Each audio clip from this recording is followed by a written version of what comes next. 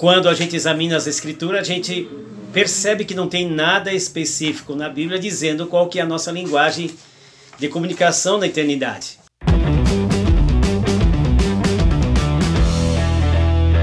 Um com os outros, com o Senhor, com os anjos. No entanto, quando a gente vai nas Escrituras, a gente vê passagem como Isaías capítulo 6, em que os serafins estão dizendo Santo, Santo, Santo é o Senhor dos Exércitos. Em que linguagem foi aquela? Em que língua era aquela? Hebraico, porque Isaías falava em hebraico, ou numa língua que naquele momento da revelação Isaías entendeu.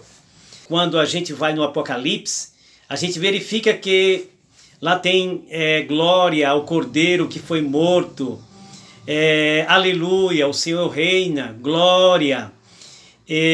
A gente ouve essas palavras, a gente lê essas palavras e a gente pensa, João ouviu no hebraico, ouviu no grego da língua da época, ou ouviu numa língua que o Senhor, ao revelar, revelou a sua interpretação.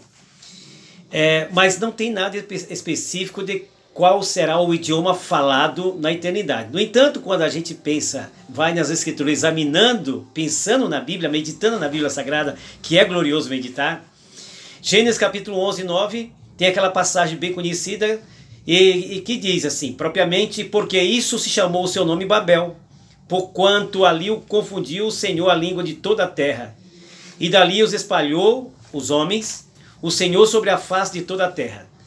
As línguas hoje existentes, português, inglês e as demais línguas oriundas dessas, os dialetos, são línguas que vieram dessa confusão de Babel. Então são línguas aqui da terra. Uma pré-existente já existia lá na eternidade. Propriamente, a língua do céu é diferente dessas nossas aqui. Também quando a gente vai em 1 Coríntios capítulo 14, verso 2, diz assim, porque o que fala em línguas desconhecidas não fala aos homens, senão a Deus, porque ninguém o entende, e o Espírito fala em mistério. Eu penso também que a língua estranha não vai ser usada para a comunicação lá na eternidade, mas ela é hoje para uma ajuda do Espírito Santo às nossas fraquezas, para que nós falemos a Deus diretamente, nos expressemos, temos condições de expressar, e que ninguém, homem nenhum, entende. Não é para falar para os homens as línguas estranhas.